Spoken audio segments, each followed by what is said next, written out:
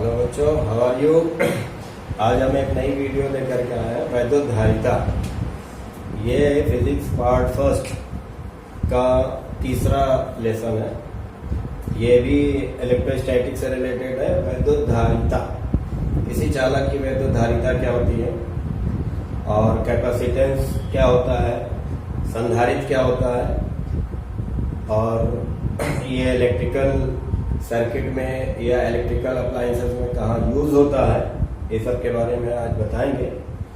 तो वीडियो चालू करने से पहले मैं आपको बता दूं कि इस वीडियो को ध्यान से देखिएगा, पूरा देखिएगा और बार बार देखिएगा। I am Alam sir. Let us start. वैद्युत धारिता। देखिए, धारिता जैसा कि नाम से पता चल रहा है कि धारिता मतलब धारण करना।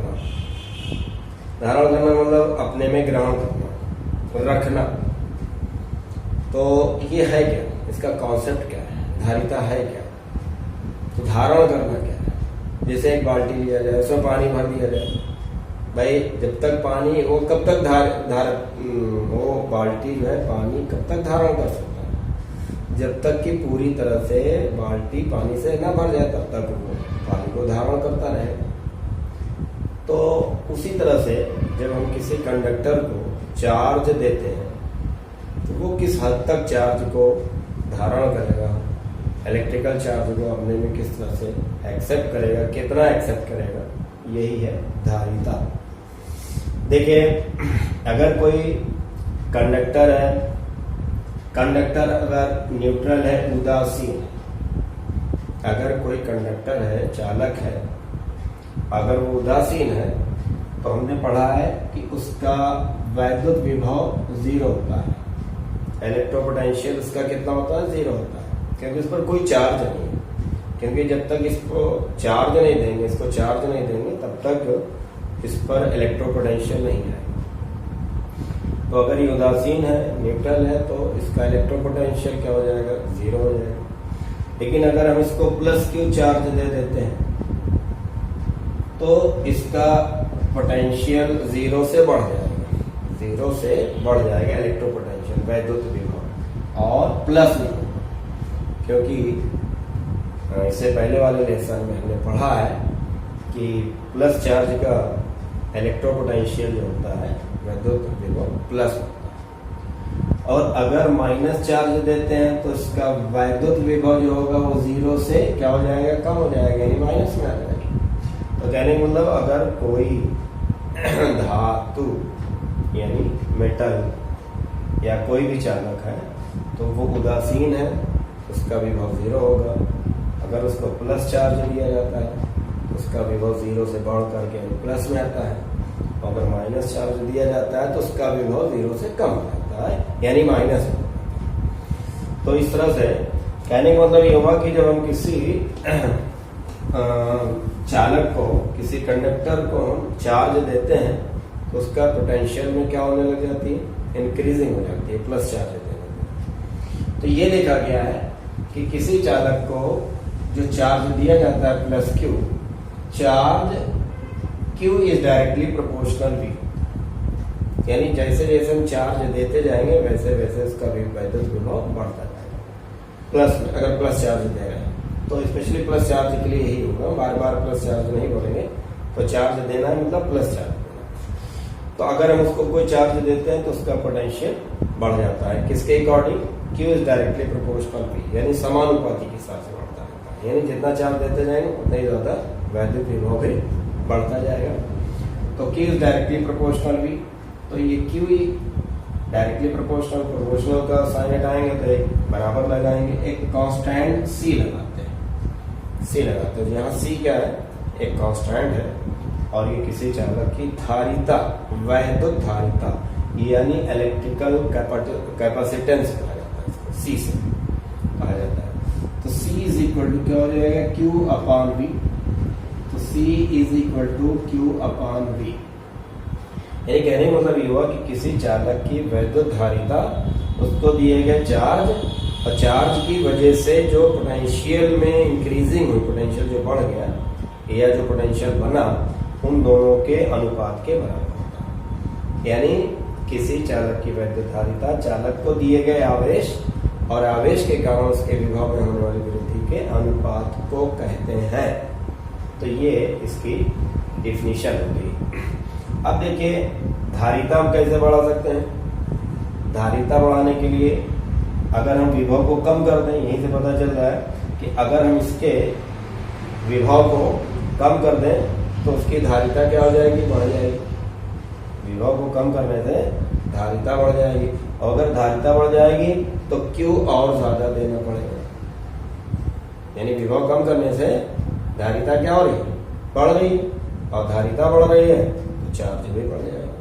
तो कहने का मतलब ये हुआ कि उसकी धारिता को हम कैसे बढ़ाएंगे, इसको हम संधारित्र में बताएंगे, कैपेसिटर में बताएंगे।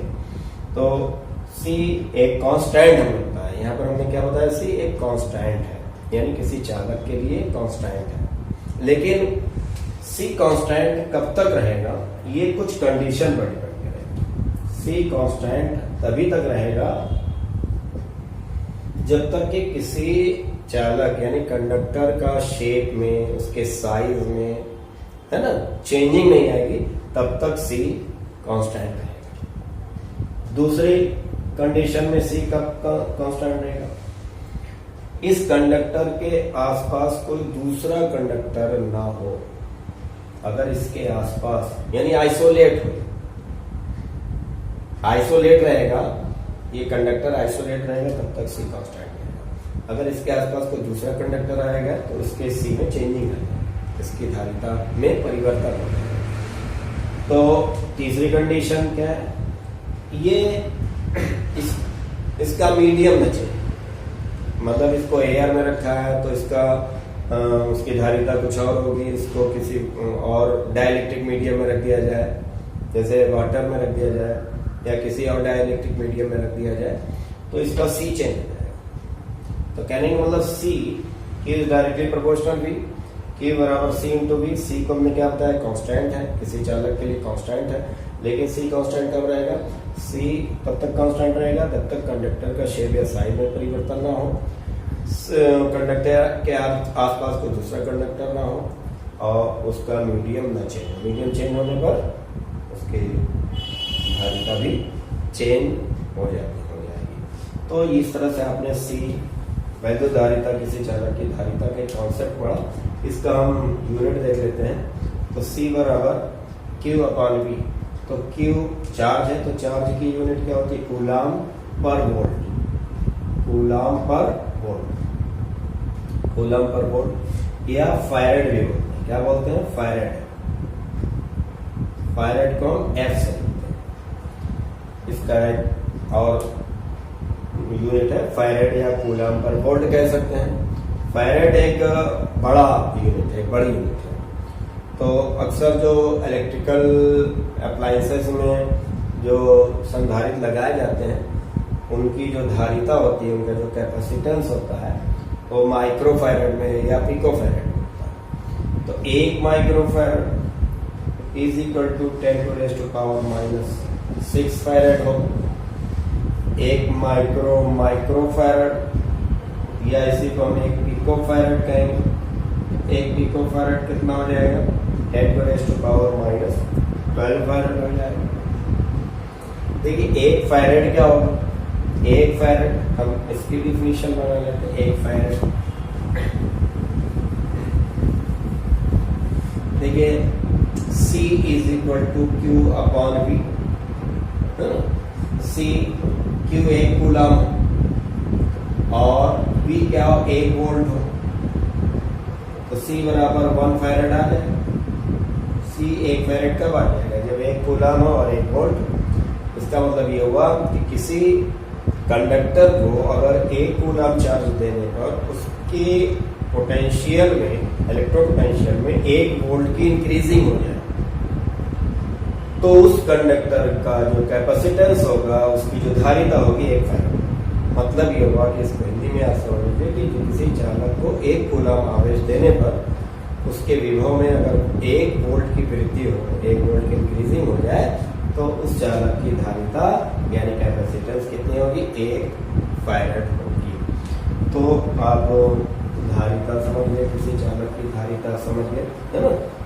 देखिए अब हम स्फीयर की, यानी एक स्फीयर कंडक्टर लेंगे, उसकी धारिता को हम देखते हैं। विलगित गोली चालक यानी isolate spherical capacitance of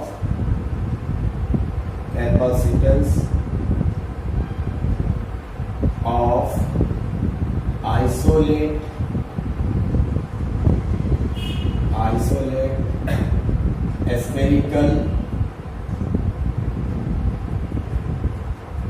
spherical conductor, यानी हम एक विलगित गोली चालक की धारिता निकालें। विलगित का मतलब ये हुआ आइसोलेट का मतलब ऐसा हम चालक लेंगे जिसके आसपास कोई दूसरा चालक न हो। तो कैपेसिटेंस निकालेंगे आइसोलेट स्फेरिकल कंडक्टर की, यानी गोली चालक की धारिता। देखिए अब हमने एक स्फेरिकल कंडक्टर ले लिया। स्फेरिकल कंडक्टर, इसका मान लेते हैं रेडियस ए, इसका रेडियस ए है, स्मॉल ए भी हो सकता है या कुछ भी मान सकते हैं आप। तो अब जैसे अभी तो इसका इलेक्ट्रोपोटेंशियल 0, क्योंकि इस पर अभी कोई चार्ज नहीं है, 0 है, उदासीन है। लेकिन अगर हम इसको प्लस चार्ज देंगे तो ये प्लस चार्ज इसके पूरे आउटर सरफेस पर यूनिफॉर्मली पूरी तरह से समान रूप से क्या हो जाएगा, वितरित हो जाएगा, बढ़ जाएगा। तो ये प्लस चार्ज जो कि स्फीयर है, कंडक्टर है, तो इसलिए ये इसके सरफेस पर, है ना, इसकी सतह पर पूरी तरह से वितरित हो जाएगा। अब हम देखें तो ये एक वैद्युत बल रेखाएं निकलने लग जाएंगी ये आगे की तरफ, क्योंकि प्लस की वजह से बल रेखाएं कहाँ की तरफ जाएंगी, बाहर की तरफ।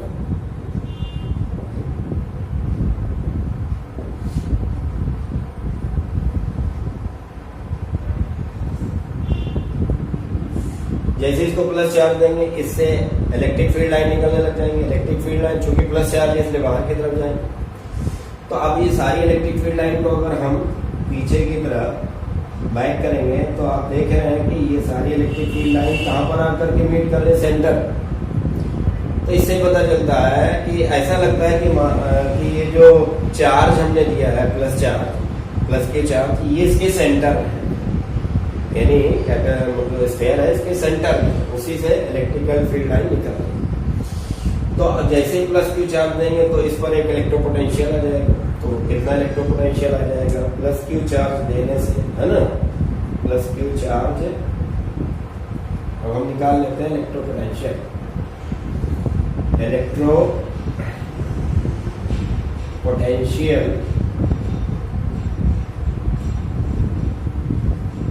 Of spherical conductor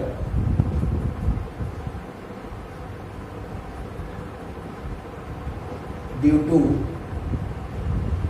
plus Q charge. पहले न्यूट्रल था तो इलेक्ट्रोपोटेंशियल क्या था, 0 था, लेकिन हमने प्लस क्यू चार्ज दे दिया तो प्लस क्यू चार्ज की वजह से इस पर इलेक्ट्रोपोटेंशियल आ गया। तो इलेक्ट्रोपोटेंशियल of spherical conductor due two plus Q charge V is equal to 1/4 pi epsilon naught Q upon R होता है। तो यहाँ R के प्लेस पर हम A रख देंगे क्योंकि इसकी रेडियस को हमने क्या माना है, A। तो इसकी सतह पर इतना पोटेंशियल है, इसकी सतह में भी होगा, इसके अंदर भी इतना ही पोटेंशियल होगा, क्योंकि हमको मालूम है कि किसी स्फेरिकल की सतह पर जितना पोटेंशियल होता है ना, उतना ही इसके भीतर भी होता है। तो इतना इलेक्ट्रोपोटेंशियल आ गया अभी प्लस क्यू चार्ज की वजह से आगे जगह यहाँ। अब धारिता निकाल लेते हैं, है ना, कैपेसिटेंस निकाल लेते हैं। C बराबर Q अपॉन V, C बराबर Q अपॉन V, V के प्लेस पर इसको पुट कर देते हैं। 1/4 pi epsilon not Q upon A। Q से Q कैंसिल हो जाएगा, इसको हम मिटा दे रहे हैं। क्योंकि वीडियो को ध्यान से देखिएगा, नया लेसन है, नई स्टार्टिंग है, तो ध्यान से देखिएगा और लाइक शेयर और सब्सक्राइब जरूर कीजिएगा। तो C is equal to Q से Q कैंसिल हो जाएगा और 4 pi epsilon naught into A जो है ऊपर चला जाएगा, एक बार चला जाएगा। तो 4 पाई एप्सिलॉन नॉट, ये तो कांस्टेंट हो गया, तो C इज डायरेक्टली प्रोपोर्शनल है, ये कांस्टेंट हो गया, इसका मतलब C इज डायरेक्टली प्रोपोर्शनल है। इसका मतलब कोई इलेक्ट्रिकल कोई स्फेरिकल कंडक्टर होगा तो उसकी रेडियस जितनी ज्यादा होगी उसकी धारिता भी उतनी ही ज्यादा होगी। सीधी बात है, छोटा गोला होगा तो चार्ज धारण करने की जो पावर होगी कम होगी, बड़ा गोला होगा, बड़ा गोले मतलब उसकी रेडियस ज्यादा होगी, बड़ा गोला होगा तो चार्ज धारण करने की मतलब उसकी धारिता ज्यादा मतलब चार्ज को ज्यादा धारण करेगा, चार्ज ज्यादा लेगा। तो जितनी ज्यादा रेडियस होगी, जितना ज्यादा बड़ा गोला होगा, उतनी ज्यादा उसकी धारिता होगी, यानी चार्ज को धारण करने की क्षमता भी उतनी ही ज्यादा होगी। ठीक, अब अगर ये एयर, देखो ये एयर में लिया था, यहाँ पर जो स्फीयर लिया था कहाँ लिया था, एयर में। अब अगर कोई डाइलेक्ट्रिक मीडियम में ले लिया जाए, डाइलेक्ट्रिक मीडियम में लेंगे तो क्या हो जाएगा, C is equal to 4 pi epsilon naught K आ जाएगा इंटू A हो जाएगा, क्योंकि V में है क्या जाएगा, V is equal to 1/4 pi epsilon naught के साथ K आ जाएगा, K भी उनके ऊपर चला जाएगा।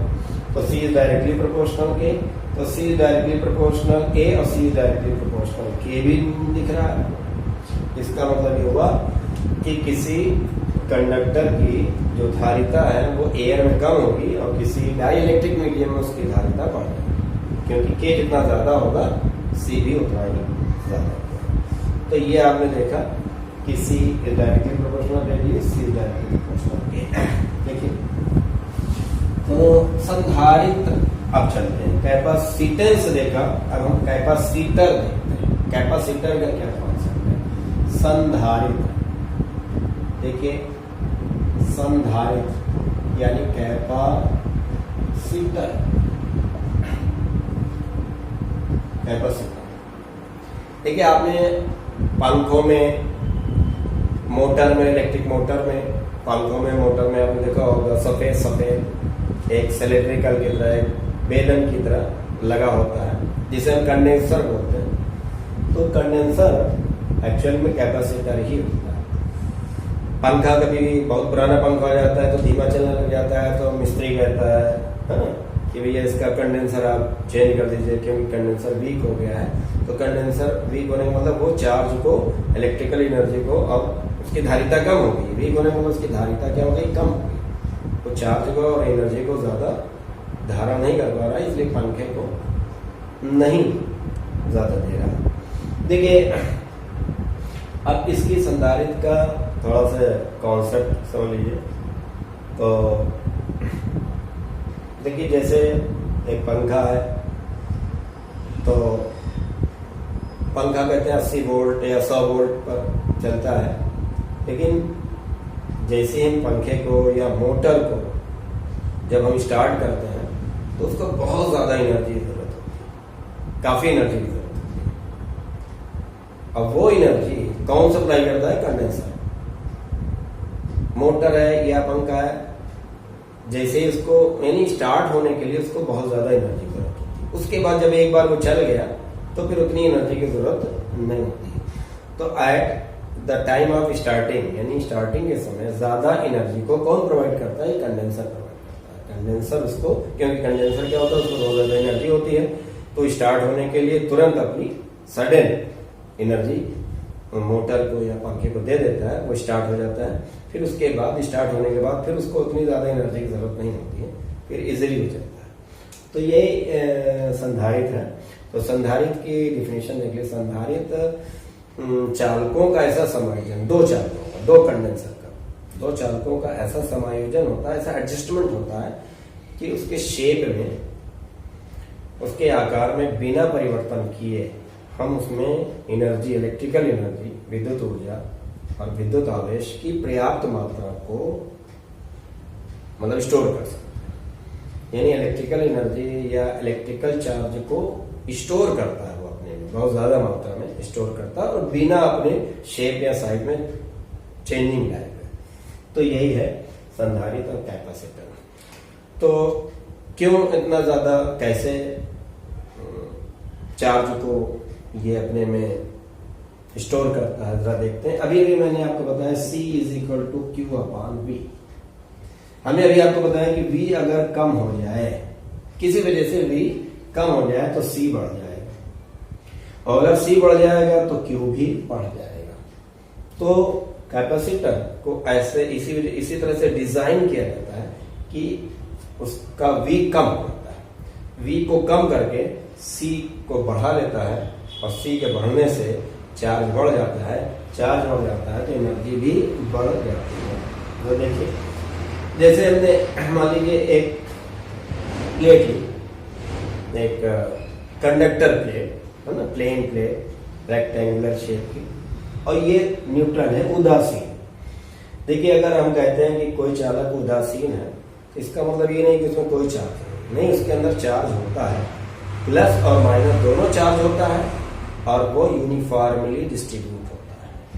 यानी एक प्लस, फिर दूसरा माइनस, फिर प्लस, फिर माइनस, फिर प्लस, फिर माइनस, फिर प्लस, प्लस, इस तरह से डिस्ट्रीब्यूशन होता है ये। तो इस तरह से पूरे चालक के अंदर कोई यानी नेट चार्ज हो जाता है, वो शो होता है। मतलब चार्ज होता है लेकिन नेट चार्ज क्या होता है, 0 हो जाता है, क्योंकि जितना प्लस होता है उतना ही माइनस होता है, और उसका एडजस्टमेंट भी ऐसा होता है, plus minus plus minus plus minus, तो नेट चार्ज क्या हो जाता है, 0। देखिए, अब ये उदासीन है ना, इसका कोई विभव नहीं है, कोई पोटेंशियल नहीं। अगर हम इसको प्लस चार्ज दे दें कहीं बाहर से, plus Q charge, plus Q charge जैसे देंगे तो इस पर प्लस Q चार्ज आ जाएगा, इंक्रीज होगा, मतलब प्लस Q चार्ज इस तरह से प्लस Q चार्ज फैल गया इसमें, और जैसे प्लस Q चार्ज यानी प्लस चार्ज की वृद्धि हो गई है ना, तो इसके आसपास क्या हो जाएगा, पोटेंशियल है ना, इलेक्ट्रोपोटेंशियल। मान लेते हैं यहाँ पर एक पॉइंट P, यहाँ पर P पॉइंट पर इस प्लस Q चार्ज की वजह से जो पोटेंशियल बना वो 10 वोल्ट का ना बना, 10 वोल्ट प्लस 10 वोल्ट, क्योंकि प्लस है तो प्लस चार्ज का पोटेंशियल प्लस होगा। ठीक, देखिए इस तरह बन गया। अब हम यहाँ पर एक दूसरी प्लेट, न्यूट्रल उदासीन प्लेट रखते हैं। अब इसको चार्ज नहीं देना, ये ऐसे रख देंगे, इसके पैरेलल, इस पर प्लस चार्ज दिए, P पॉइंट पर प्लस चार्ज की वजह से 10 वोल्ट हम मान लेते हैं, विभव आ गया +10। अब यहाँ पर एक दूसरी प्लेट रख दी न्यूट्रल, तो इंडक्शन, बाय इंडक्शन यानी प्रेरण के द्वारा इसके, अब चूंकि ये न्यूट्रल है, अभी हमें पता है कि अगर ये न्यूट्रल है तो इसमें प्लस और माइनस है और उनका डिस्ट्रीब्यूशन समान है, लेकिन ये प्लस की वजह से इसके अंदर का जो माइनस है वो अट्रैक्ट होकर के इसकी ऊपरी सतह पर आ जाएगा, और प्लस जो है वो रिपेल होकर के बाहरी सतह पर चला जाएगा। ऐसा होगा क्योंकि प्लस है, प्लस के सामने, तो प्लस इसके अंदर जो प्लेट है, प्लेट के अंदर के माइनस को, नेगेटिव चार्ज को अट्रैक्ट करके इस सतह पर ले आएगा, इस वाली सतह पर, ये बाहर वाली सतह पर आ जाएगा, और प्लस जो है रिपेल होकर के इस सतह पर चला जाएगा, जैसे ये सतह है, प्लेट है ना, ये इस तरह ये रख दिया, तो इस वाली सतह पर माइनस चार्ज आ जाएगा, इस वाली सतह पर प्लस चार्ज आ जाएगा। ठीक, अब ये भी प्रेरण द्वारा आवेशित होगी, है ना, इंडक्शन की वजह से ये भी आवेशित हो गए, तो ये भी अपना पोटेंशियल बनाएंगे P पॉइंट पर। लेकिन अब ना देखिए, माइनस करीब है P के कि प्लस, माइनस P के ज्यादा करीब है, प्लस दूर है, तो माइनस भी अपना पोटेंशियल P पर जनरेट करेगा और प्लस भी जनरेट करेगा। लेकिन अभी हमने पढ़ा V = 1/4 pi epsilon not Q/R, यानी R जितना ज्यादा होगा V और कम, V और R में इनवर्सली प्रोपोर्शनल। तो प्लस Q दूर है P से, इसलिए प्लस Q की वजह से जो P पॉइंट पर विद्युत विभव बनेगा वो कम होगा, लेकिन माइनस की वजह से जो विद्युत विभव बनेगा वो ज्यादा होगा, क्योंकि वो करीब है। अगर ये प्लेट ना होती तो P पॉइंट पर इस प्लस Q चार्ज की वजह से कितने वोल्ट का विभव होता है, 10 वोल्ट का, लेकिन जैसे इसको रखेंगे न्यूट्रल प्लेट को, आप देखेंगे पी पॉइंट पर विद्युत विभव कम हो जाएगा। कैसे? देखो -V2 माइनस प्लेट की वजह से मान लो -3 वोल्ट हुआ और प्लस की वजह से +2 वोल्ट हुआ। भाई माइनस और प्लस दोनों अपना अपना जनरेट करेंगे, लेकिन माइनस ज्यादा होगा प्लस कम होगा, क्योंकि प्लस दूर हो गया माइनस करीब। अब टोटल जरा देखो 10 तो 12 में से 3 चले जाएंगे तो अब बन जाएगा +9 वोल्ट। इस प्लेट की एसेंटे में, इस प्लेट की अनुपस्थिति में पी पॉइंट पर कितना विभव था? 10, लेकिन जैसे ही पी अब तो कितना विभव हो गया? +9, कम हो गया। तो इस तरह से हमने देखा कि जैसे ये वाली प्लेट हमने रखा, ये वाली प्लेट हमने रखा, तो इस प्लेट के रखने की वजह से पी पॉइंट का विभव इसकी वजह से जो बन रहा था वो कम। देखिए अब और कैसे कम करेंगे? अब देखिए, अब ये जो प्लस वाला है इसको हम न्यूट्रल करना चाहेंगे, तो अब ये इस वाली प्लेट को हम अर्थिंग पर रख देंगे। कहाँ रख देंगे? अर्थिंग, यानी अर्थ से कनेक्ट करते हैं। तो हमको मालूम है कि अर्थ जो है इलेक्ट्रॉनों का भंडार होता है, ओशियन ऑफ इलेक्ट्रॉन। इलेक्ट्रॉन बहुत होते हैं, है ना, उसकी धारिता बहुत ज्यादा होती है। तो जैसे बाहरी आउटर सरफेस का, बाहरी सरफेस का कनेक्शन अगर हम अर्थिंग में देंगे तो अर्थिंग से, अर्थ से इलेक्ट्रॉन आएंगे, है ना, और इलेक्ट्रॉन आएंगे और इसको बाहर वाले को क्या कर देंगे? न्यूट्रल कर देंगे, उदासीन कर देंगे। ये प्लस है तो इलेक्ट्रॉन पर क्या होता है? माइनस होता है। तो ये इलेक्ट्रॉन की वजह से, है ना, ये इलेक्ट्रॉन आएंगे और प्लस वाले को क्या कर देंगे? उदासीन कर देंगे। अब रह जाएगा सिर्फ माइनस। अब देखिए खाली इस प्लेट की वजह से पी पॉइंट पर कितना था? 10। माइनस वाली प्लेट की वजह से कितना था? -3। प्लस वाली प्लेट की वजह से कितना था? +2 खत्म हो गया क्योंकि उदासीन हो गया। अब जरा देखिए अब कितना पोटेंशियल हो गया? +7 और कम। तो आपने देखा कि जैसे इस प्लेट को रखा पी पर, इलेक्ट्रोपोटेंशियल कम हो गया। आउटर सरफेस को हमने अर्थिंग पर रखा तो पी पर और कम हो गया। तो इस तरह से आपने देखा कि इसको हम इस तरह से डिजाइन किया हमने, कि डिजाइन करने से क्या हो गया कि ये देखिए विभव कम होता जा रहा है, और विभव कम होता जाएगा तो देखिए विभव कम होता जाएगा तो सी बढ़ता जाएगा, सी बढ़ता जाएगा, इसका मतलब क्यू भी बढ़ता जाएगा। तो क्यू ज्यादा चार्ज को ये स्टोर करता है। तो कैपेसिटर जो होता है वो इसी तरह से डिजाइन किया जाता है कि वो ज्यादा से ज्यादा चार्ज को, इलेक्ट्रिक चार्ज को अपने में स्टोर करे, और ज्यादा इलेक्ट्रिक चार्ज होगा तो सीधी सी बात है इलेक्ट्रिकल एनर्जी भी उसमें ज्यादा होगी। तो कंडेंसर मोटरों में, पंखों में तमाम लगाए जाते हैं। इनका काम है कि एट वंस, तुरंत पंखों को या मोटर को तुरंत हाई एनर्जी को प्रोवाइड करना है। तो ये आपने देखा कैपेसिटर, विद्युत धारिता। देखिए अब ये बात निकल के आ रही है कि संधारित्र में क्या होता है? 2 प्लेटें होती हैं, 2 चालक होते हैं। देखिए जरूरी नहीं कि दोनों प्लेन प्लेट हो, स्फेरिकल संधारित्र भी होता है। स्फेरिकल में एक बड़ा स्फेयर होता है, उसी के अंदर एक छोटा स्फेयर होता है, दोनों स्फेयर एक दूसरे को टच नहीं करते हैं। सिलेंड्रिकल भी हो सकता है ना। तो ये प्लेन प्लेट कैपेसिटर है, ये स्फेरिकल कैपेसिटर है, सिलेंड्रिकल कैपेसिटर आप देखते हैं पंखे में और मोटर में लगा होता है। तो ये 2 प्लेटें होती हैं, एक पे प्लस चार्ज होता है, एक पर क्या होता है? Plus charge. और इसको कंटिन्यूअसली प्लस चार्ज दिए रखने के लिए इसको किसी चार्ज देने वाले सोर्स से जोड़े रहते हैं, जिससे कि इस पर लगातार चार्ज हो। और दूसरे पर उतना ही क्या होता है? माइनस चार्ज होता है।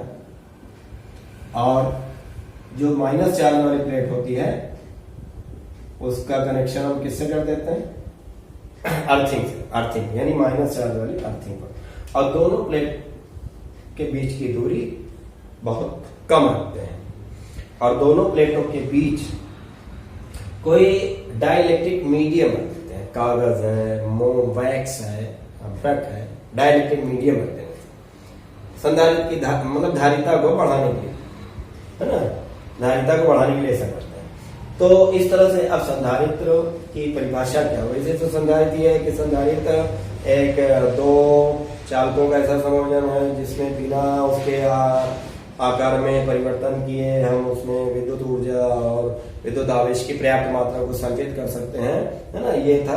लेकिन इसकी एक और दूसरी डिफिनेशन ये हो गई कि इसमें ये दो समान परंतु विपरीत आवेशित प्लेटें होती हैं जो परस्पर बहुत करीब में रखी होती हैं। दोनों प्लेटों के बीच कोई परावैद्युत डाइलेक्ट्रिक मीडियम होता है। एक प्लेट पर प्लस क्यू चार्ज, दूसरे पर माइनस क्यू चार्ज होता है। माइनस चार्ज वाली प्लेट जो होती है वो अर्थिंग पर होती है। और इस तरह से आपने देखा, यही है कैपेसिटर। देखिए कैपेसिटर के बारे में कुछ बातें समझ लीजिए।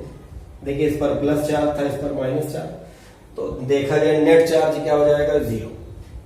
तो हम कह सकते हैं कैपेसिटर का दोनों प्लेटों का नेट चार्ज क्या हो गया, 0। अब जैसे हमने पी पॉइंट लिया था, पी पॉइंट पर हमने वैद्युत विभव किया, लेकिन अब हम वैद्युत विभव नहीं बल्कि एक प्लस प्लेट एक माइनस प्लेट है, तो हम दोनों प्लेटों के बीच का वैद्युत विभव नहीं पढ़ेंगे, वैद्युत विभवांतर पोटेंशियल डिफरेंस पढ़ेंगे, है ना। अब पोटेंशियल डिफरेंस को हम डेल्टा वी से नहीं बल्कि वी से ही लिखेंगे। तो यहाँ पर कैपेसिटर के लिए अगर कहीं वी आए तो वी क्या होगा, वो दोनों प्लेटों के बीच का क्या कहते हैं, वैद्युत विभवांतर होगा, इलेक्ट्रोपोटेंशियल डिफरेंस होगा, ना कि इलेक्ट्रोपोटेंशियल होगा, वैद्युत विभव होगा, है ना। नेट चार्ज 0 होता है। अब देखिए इसकी जो धारिता होती है, इसका जो संधारित्र का जो कैपेसिटेंस होता है, इसके चार्ज पर और इसके बीच के विभवांतर यानी पोटेंशियल डिफरेंस पर डिपेंड नहीं करता, ये शेप पर डिपेंड करता है ना। इसके अंदर कैसा डाइलेक्ट्रिक मीडियम है, दोनों प्लेटों के बीच की दूरी क्या है, इसका एरिया कितना, उस पर डिपेंड करता है। यानी एक कैपेसिटर की जो कैपेसिटेंस है, संधारित्र की धारिता जो है, इस पर कितना चार्ज है या इनके बीच का पोटेंशियल डिफरेंस कितना, इस पर डिपेंड नहीं करता है, बल्कि इस पर डिपेंड करता है कि जो चालक प्लेटें उनका एरिया कितना है, दोनों प्लेटों के बीच का डिस्टेंस कितना है, और इन दोनों प्लेटों के बीच में कितने परावैद्युत माध्यम वाला डाइलेक्ट्रिक मीडियम रखा हुआ। ठीक, देखिए इलेक्ट्रिकल जो सर्किट होता है उसमें कैपेसिटर को इस तरह से शो करते हैं। ये दो पैरेलल लाइन होती है, दोनों पैरेलल लाइन बराबर इक्वल होती है। देखिए एक ये भी होता है, लेकिन ये तो डीसी सेल का है, लेकिन ये कैपेसिटर का। कहीं कहीं एक को कर्व लाइन में से बना देते हैं, लेकिन ज्यादातर यही तरह इसी तरह दिखाई देता है, इस तरह भी हो सकता है। तो इस तरह से सर्किट में शो किया जाता है। और अगर ऐसे कर दें, क्रॉस कर दें, तो ये परिवर्ती संधारित्र वेरिएबल कैपेसिटेंस को मतलब शो करता है, परिवर्ती धारिता को, यानी इसकी धारिता को, वैद्युत धारिता को, इलेक्ट्रिकल कैपेसिटेंस को हम चेंज कर सकते हैं, यानी परिवर्तित होता है इस तरह से। तो ये वैद्युत धारिता के बारे में आपने देखा। तो कंडेंसर या कैपेसिटर, तो आशा है ये वीडियो आपको समझ में आएगा। अगर कुछ इसमें कमी हो या कुछ आपको नहीं समझ में आया तो लाइक कमेंट करिए, कमेंट करके हमको बताइए, हम उसमें आपको और समझाने की, अगले वीडियो में और ज्यादा समझाने की कोशिश करेंगे। लेकिन ज्यादा से ज्यादा वीडियो को शेयर कीजिए और अपने शेयर करिएगा और लोगों को बताइए, सब्सक्राइब कीजिए और बार बार देखिएगा, तभी और ज्यादा समझ में आएगा। Okay, thank you, have a good day.